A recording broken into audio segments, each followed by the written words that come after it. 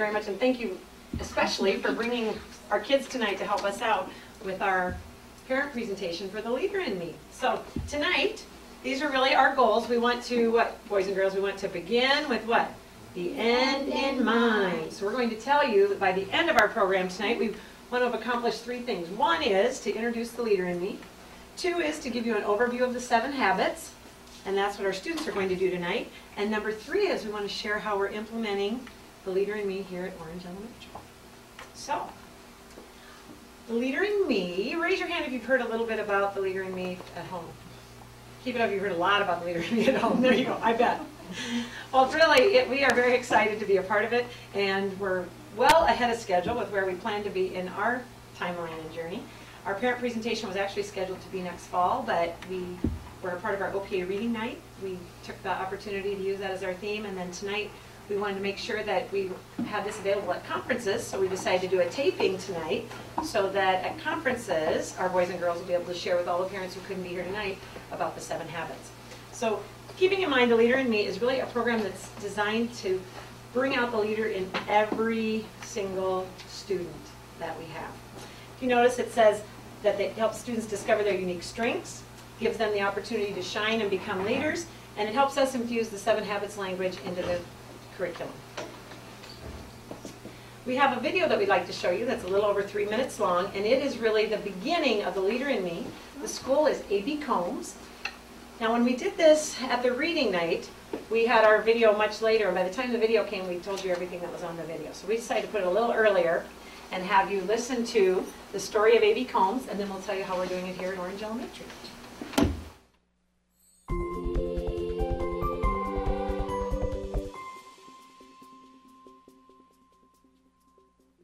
Hi, my name is Walter. I'm a leader at A.B. Combs Elementary in Raleigh, North Carolina. Welcome to a school where everyone is empowered to be a leader. Hi, I'm Ava. And I'm Joseph. Hi, my name is Ching Ching. Hi, my name is Mohammed. Hello, my name is Catherine. Hi, I'm Greta. And I'm Neil. Welcome to our school! You may pass by our school and think we are just an ordinary school. The building itself is about 50 years old. But the moment you come inside, there's a whole new feeling. We are a magnet school, and in 1999 we weren't attracting very many students. We had at that time around 350. And our superintendent said that we needed to reinvent ourselves. We needed to come up with a theme that was like none other. We went to our key stakeholders, our business leaders, parents, community leaders, and we said, what is it that you want for this community?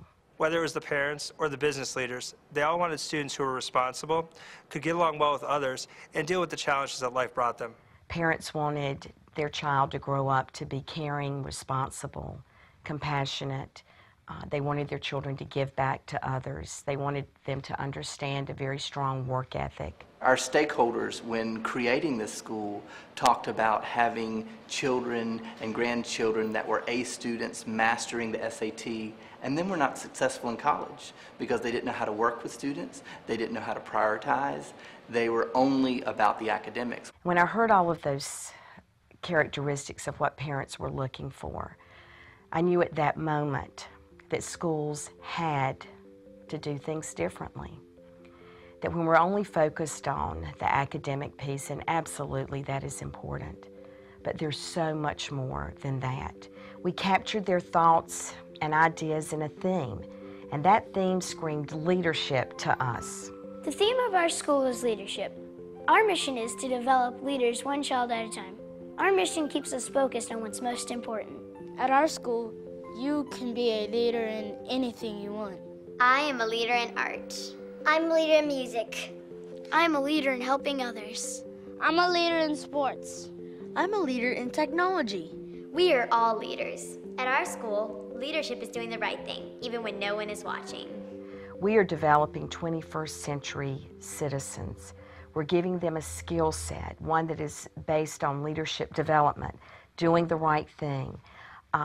We're giving the children a set of skills that will take them through the rest of their lives. We're not trying to create CEOs of companies. We're trying to help students figure out what they are interested in and how to be the best in that area. From the time we enter kindergarten until the time we graduate, we are told we are leaders because we all have gifts. We believe very strongly that all students possess unique gifts and talents, and it's our responsibility as educators to find out what those talents are and to nurture and develop the children's gifts. I see each child as having something special about them that nobody else has, and it's my job to help them to discover that gift. And I might be the only person in their life that sees that gift in them, and that it's my responsibility to show it to them.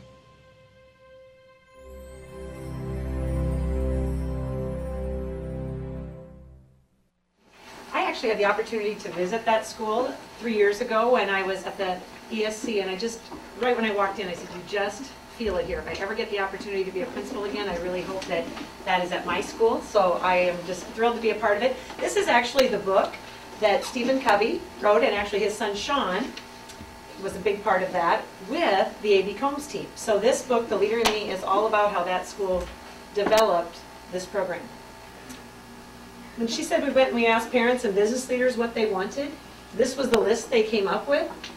Clear over here on this side with the red, the goal setting, organization, teamwork, the desire to learn. They looked at the 21st century skills and put that together, and they said, you know what, that is exactly what the 7 Habits of Highly Effective People are. And she happened to be at a workshop with Stephen Covey, and she went up to him afterwards and she said, have you ever done this with kids? And he said, no. She said, would it work with kids? He said, probably. Good luck with that. So she contacted him after they started to implement it from his book, The 7 Habits of Highly Effective People. And that's when Stephen Covey hooked the principal up with his son, Sean Covey, and this book was born, The Leader in Me. So now it's all across not just the United States, but the world of schools, and they're finding that the 7 habits with kids is very, very effective. Boys and girls, do we like learning about the 7 habits? Yes. Yes, yes. And the premise is, again, that all students are leaders and that the 7 habits make us more effective people regardless of our age. So this is the journey that Orange Elementary has been on. Last spring, we had the vision training, which was really a day for us to look at what the Leader in Me could look like at Orange. Then in the summer, our entire staff, I think we only had 4 staff members that were unable to attend, did the 7 habits training for 2 days. And this is one of the very few programs that starts out with teachers first, and then we look at how we can take it to the students. Because really they said there's 3 main criteria for success of this program. And one of the main ones is teachers modeling the 7 habits, understanding the 7 habits, and having their own what they call private victories. Another one is a principal being bought in and believing in the program. And the other one is that teachers can see all students as being leaders, not just some of the students as being leaders. And we had to admit that last year when we were having an OPA meeting, we did the Take Charge of Your Body presentation before a meeting, and we had a group of students helping. And I realized that that was the same group of students that we had helping the day before with something else, and the next morning they were getting ready to go on a chorus tour with Mrs. Standifer. And the following week, several of those same students were scheduled to go somewhere with Mrs. Boyce, and we realized that we had really good leaders in our school, but we were giving the leadership responsibilities to the same kids over and over instead of everyone getting the opportunity. So we really realized that there was more we could do there, and we were excited about that. We did our vision training. We went through our 7 habits training, and this fall we did what we call implementation training, which is to take the habits and see how we can incorporate that and use it with kids. This winter then, the Lighthouse team, which is a team of 13 people in the building that are really, their main mission is to keep the 7 habits moving and alive and well here at Orange Elementary. So we have a 3-year plan to implement, and we're working toward what they call Lighthouse status. So there are a list of criteria to be a Lighthouse school. So we're hoping to be a Lighthouse school someday. We've also gone to some other Leader in Me schools to visit. Right here in the Cedar Valley, there's been Southdale Elementary in Cedar Falls, and Orchard Hill and North Cedar in Waterloo. Some of us have been to Cunningham. And then Stanton, Missouri is another school that we've set 2 different groups now. So we have 14 or 15 people that have been to Stanton to see that as well. So our next piece of our timeline will be next fall. We'll have a larger event that will be a parent night for us as well. But we're just getting started, and we're excited about what's been happening. And I'm going to let the boys and girls tell you about this. This is actually the symbol for the 7 habits that you see a lot. And our first 3 habits are what they call the private victories, and those are the roots, the thing that keep the tree from not dying, right? And habits 4, 5, and 6 are this part of our tree. And boys and girls, without habit 7, can we do the rest of these habits? No. No, no. No. And so the main part of our show is boys and girls are going to teach us about the 7 habits. And not only teach us about the 7 habits, but teach us the actions that go with it. Is that right? So I'm going to ask Johnny to come up and take the microphone. And she's going to be habit number 1. And she's going to tell us a little bit about habit number 1. Habit 1 is be proactive. And be respectful.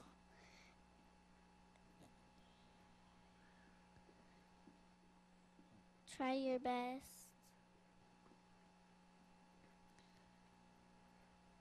Be responsible. And be responsible. Can you think of a time, Johnny, when you were being proactive?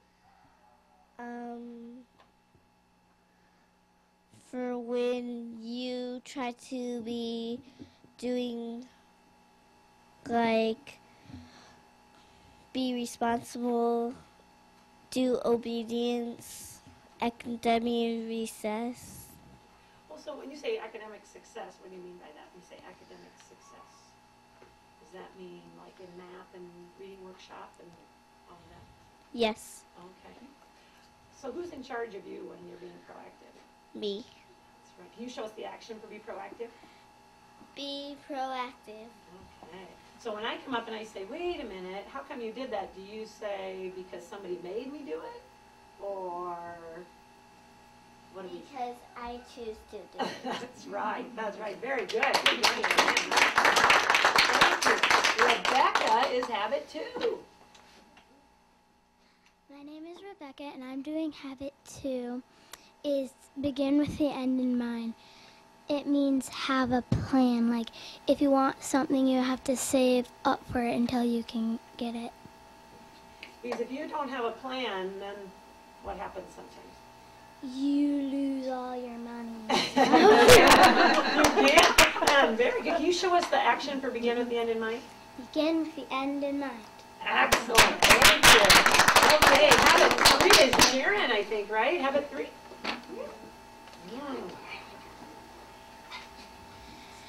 My habit that I'm doing is put first things first. Work first, then play.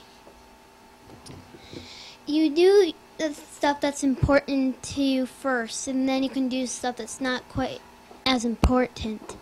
You can do the stuff that involves school or lessons, and then you can play anything you want, and you won't have to worry about the stuff that you need to do. Can you show us the action, Jaren, for that? Wait. Okay, I forgot what my habit was. Your put first things first. Put first things first. Excellent. All right. Thank you. Jaren, have you ever had to do that? Put first things first? Have you ever had to do that? Okay. Yesterday. You did? This morning. What did you do this morning? I did my piano first, and then I did what I wanted. Excellent. Good girl. Okay. Habit 4. We have Mr. Thomas is here to help us out. My name is Thomas. I'm doing think win-win. If I want to mix, I'm making something and I don't need my mom's help. She gets the rest and I get to do what I want. And what's the action, Thomas, for that? Think win-win. All right. I have to say, Thomas was ready to do them all tonight, weren't you? You were ready. Okay, there you go. Habit number 5, we have Gavin here for habit number 5. I will do habit 5. My name is Gavin. Seek first to understand, to be understood. Seek first to understand, to be understood means you listen first, then talk. Okay, have you ever had to do that before where you had to listen first? I saw you do it one day in your class. Can you tell us a time when you remember doing that? At school, I always listen first, then I raise my hand, and I wait patiently until I get caught. All right, and what's the action for that one? Seek first to understand, to be understood. Excellent. Okay, and habit 6 is going to be Kinsey. Thomas just said we're doing habit 5 right now. There you go. You're right. We are. Now, habit 6 was going to be Kinsey, but since she's not here, let's all stand up and show them. What's the action? Synergize. Because if we take peanut butter and we take chocolate, what do we get? A Reese's peanut butter cup, don't we? So when we synergize, it means we all work together to make something better than what we could have had on our own, isn't it? Other people's strengths and mine. What'd you just say? You're right. What'd you say? Other people's what? Other people's strengths and mine. Exactly. Taking other people's strengths. Very good. Okay, thank you. Number 7 then. We'll go on to number 7 since we all talked for Kinsey. And it's Riley. This is a favorite one of people, isn't it? My name is Riley. I'm doing habit 7. Sharpen the saw. You want to keep your balance up, and you want to keep your saw sharpened. If your saw isn't sharp, what happens? Your balance is down. Can we cut wood with a dull saw? No. No. Can you show us the action for that? Sharpen the saw. And Riley, can you give us an example of a time when you had to sharpen the saw or when you've done that in your classroom? I work on my math, and I work on reading. I work on word study. I work on social study. So that keeps your mind going. But what about sometimes when we just need a break? What do we do then? What do we do? Where do we go for breaks? Recess and lunch. There we go, recess and lunch. Because if we don't have breakfast, is it hard to do some of the other habits? No. Yeah. Well, if we don't have our breakfast, it's pretty hard to be proactive, isn't it? Or if we don't have enough sleep, is it hard to be proactive? Yes. Very much so. Let's give Riley a hand. Here in line. 1, 2, 3, 4, 5, 6, 7. No habit. 7. We're working all together. Yes, we are. There you go. Okay, let's see. Are we ready to teach them? Yeah. Okay. Be proactive. Begin with the end in mind. Put first things first. Think win-win. Seek first to understand, then be understood. Synergize and sharpen the saw. Should we make them learn too? Yeah. Okay, everybody up, everybody up. There you go. Okay, follow us, right? Are you ready? I better get out in the audience. I don't think there you go. Okay. Be proactive. Begin with the end in mind. Put first things first. Think win-win. See first to understand, then to be understood. Synergize and sharpen the saw. Oh, give him a hand. Good job. All right. There you go. Well, some of the things you'll see here at Orange, everyone, the 7 Habits language. And actually, it's not like it's not a separate class. It's just a part of the culture and a part of who we are. So you'll hear the 7 Habit language a lot. And just like Thomas said, we're starting to identify it in books and out on the playground and in the lunchroom and just helping us be better people. The ROAR expectations for, I think it was Johnny that talked about respect, isn't it? Obedience, academic success, and responsibility. We've infused the 7 habits into our matrix, so we have that with the pillars of character. You'll see signs everywhere. If you haven't seen the trees, look around. There's lots of trees and lots of different signs. The student leadership roles, we have had applications for people to be tour guides, to be equipment managers in PE, to help out at the reading night. So lots of different activities that students are getting involved in. And really what the stats say is that it's over 80% of things students can do that adults do if we just get out of their way and let them do it. And if we train them to do that. So we're working towards more and more of the responsibilities students do. Who does our announcements in the morning, boys and girls? And who else? What grade gets to do the announcement? 5th grade. And now we have some 4th graders that are helping, aren't they, and being runners. So that's one of ours too. You'll see mission statements, and we're actually revising the mission statement for our own building as we move into our new building. You'll see those not just in the classrooms, but individual students have those, and also in their student data notebooks. They're setting a lot of goals, and we're really working to be a positive learning community, aren't we? So lots of things going on. These are some of the things, like you said, that we think you'll see, we think you'll hear, and we think you will feel. As far as getting parents involved, on your handout it shows you the website, the leaderinme.org. There's a parent section, and these are all the different areas on that parent section. There's a parent's guide. There's actually a recommended children's book list if you'd like to read through those, but I think boys and girls, we can take any book and find at least one of the habits, can't we? I think almost any of them. There's some coloring pages, and then there's a schoolyard, it's called, that has some activities and things for you. This is one of our favorite quotes. It says, leadership is communicating a person's worth and potential so clearly that they're inspired to see it in themselves. And if you notice that on the videotape, or on the DVD, back into videos, the students were saying, hey, I'm an art leader, I'm a lunchroom leader, I'm a planning leader. And so we know that we have students that can help in all capacities. And if you're here for one of our roar assemblies, we have students, they pretty much run the roar assembly. They do all the setup, they do all the pickup, and they're on the microphone a lot of the time during the assembly. There is another video, Rethinking Leadership, that gives you a little bit of the service aspect of the Leader in Me. One of the pieces that we'll be moving into next year is that each grade level will have a giving back component. Right now, our student council pretty much handles that, and they direct all of those activities for our entire building, but next year we'll be looking at that for all of the grade levels to be doing a service project so that we learn how to give back in using the habits.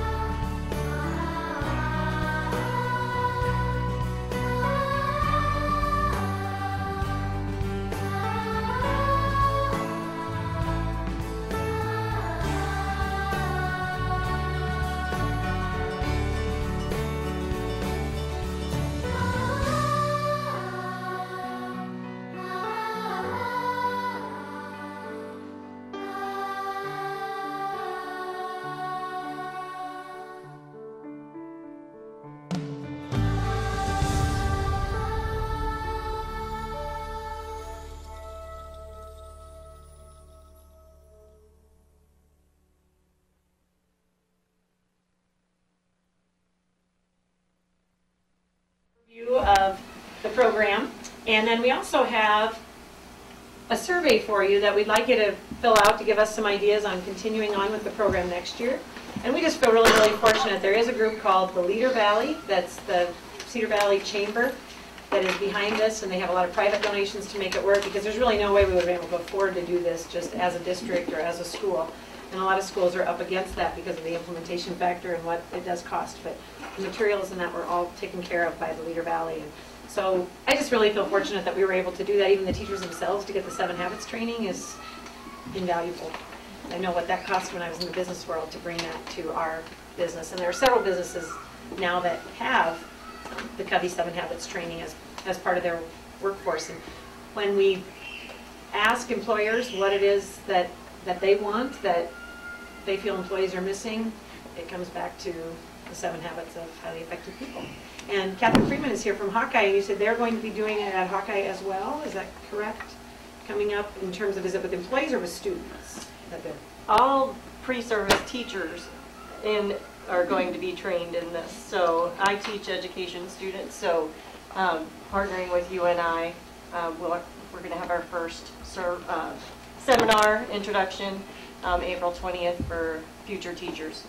The expectation from Leader Valley or Cedar Valley is that every teacher in Cedar Falls and Waterloo is trained in this, and so we're on board to help get that done.